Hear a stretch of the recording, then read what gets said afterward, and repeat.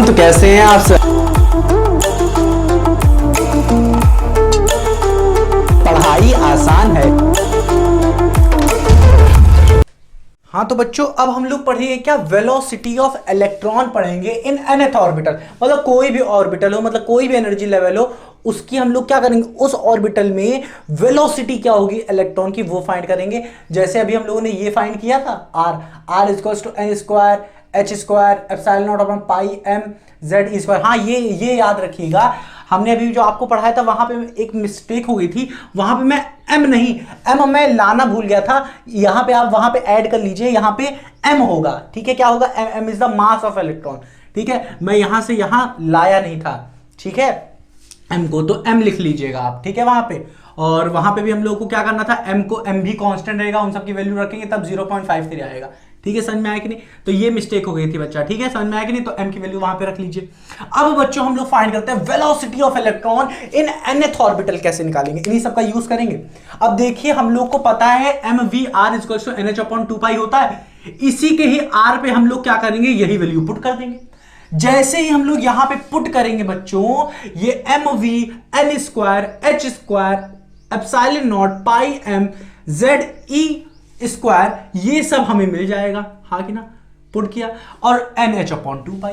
समझ में आ रहा, यहां से एन और एन कट जाएगा, एच से एच कट जाएगा, एप्सिलॉन नॉट कटेगा ही नहीं। ठीक है, वी कटेगा ही नहीं, पाई कटेगा ही नहीं, कटेगा हाँ, ये और ये पाई कट जाएगा। समझ में आया। और जो जो बचेगा हमारे पास, बचेगा वेलोसिटी बचेगा, एक एन बचेगा हमारे पास। हाँ कि ना, एक एन बचेगा क्योंकि एन एन इधर कट जाएगा, एक एच बचेगा, epsilon naught Z E square upon 1/2। यहां से हमें वेलोसिटी मिल जाएगी v equals to Z E square, इसको इधर भेज देंगे, इसको इतना नीचे भेज देंगे, तो Z E square upon 2 N H epsilon naught. तो यहां पे वेलोसिटी हमें किसकी मिल रही है, velocity of electron in nth energy level. n की वैल्यू 1 रख दीजिए तो फर्स्ट एनर्जी लेवल की मिल जाएगी, मतलब ग्राउंड स्टेट की मिल जाएगी। ठीक है, और अगर 2 रख देंगे तो सेकंड एनर्जी लेवल की, 3 रख देंगे तो 3।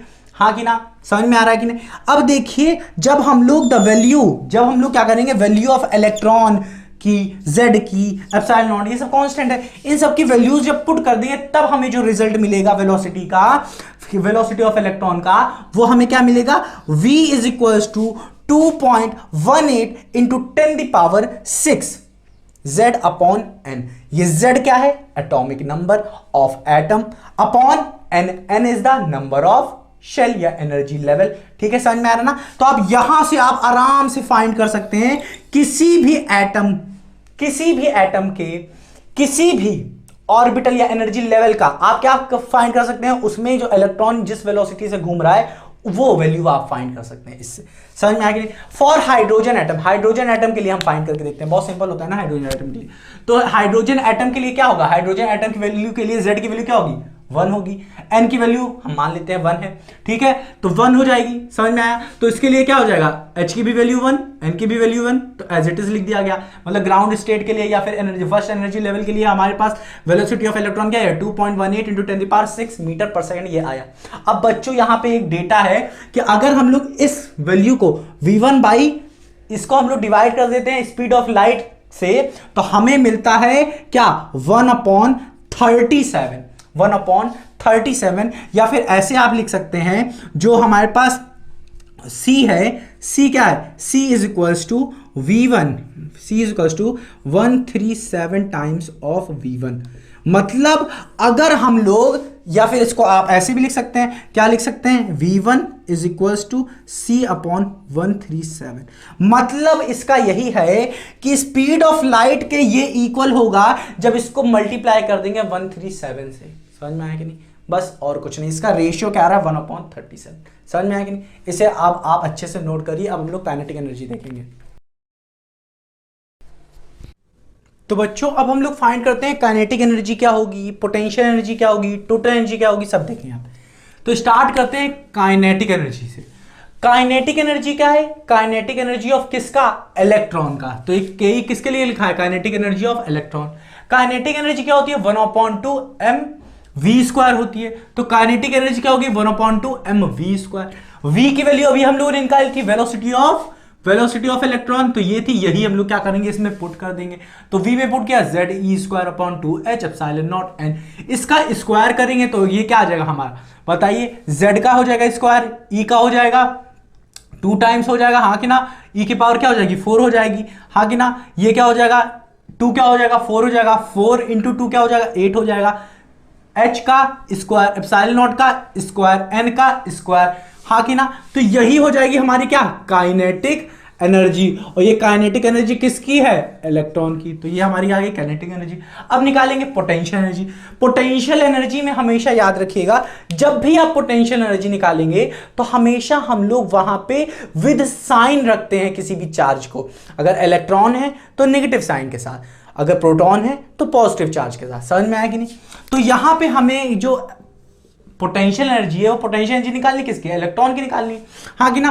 और यहां पे पोटेंशियल एनर्जी क्या होगी, वही इलेक्ट्रोस्टैटिक एनर्जी होगी। देखिए वो क्या होगी, इलेक्ट्रोस्टैटिक एनर्जी नहीं, ये देखिए जो पोटेंशियल एनर्जी होगी वो क्या होगी 1/4πε0 Q1 Q2/R होगी, हाँ कि ना। 1/4πε0 Q1 Q2/R होगी। समझ में आया कि नहीं।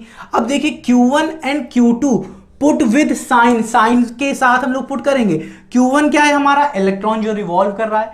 Q2 क्या था न्यूक्लियस था। न्यूक्लियस क्या होता है, positively charge. Ze charge on nucleus, Q = Ze, हाँ कि ना, ये पॉजिटिव होता है। इसी वैल्यू को उठा के इन सब में यहाँ पे पुट करेंगे तो पोटेंशियल एनर्जी क्या आ जाएगी हमारी, बताओ। और हाँ एक चीज और, यहाँ पे जो R है वो क्या है, रेडियस, और रेडियस हम लोग निकाल चुके हैं n²z/n²h²πmze², हाँ कि ना। समझ में आ रहा है ना।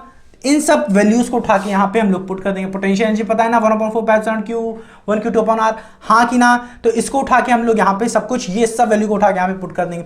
अब जैसे ही पुट करेंगे 1/4πε0 Q1 negative E, Q2 Ze/R, R की वैल्यू उठा के यहां पर रख दिया। अब जैसे ही आप इसको सॉल्व करेंगे, यहां पे पाई और पाई कट जाएगा और ये क्या हो जाएगा mze² कहां चल जाएगा, ऊपर चला जाएगा, ठीक है। और ये एज इट इज रहेगा, ये भी एज इट इज रहेगा। तो जब ये एज इट इज रहेगा तो हमें क्या मिल जाएगा, -mz² e⁴। z ऊपर चला गया तो z² हो जाएगा,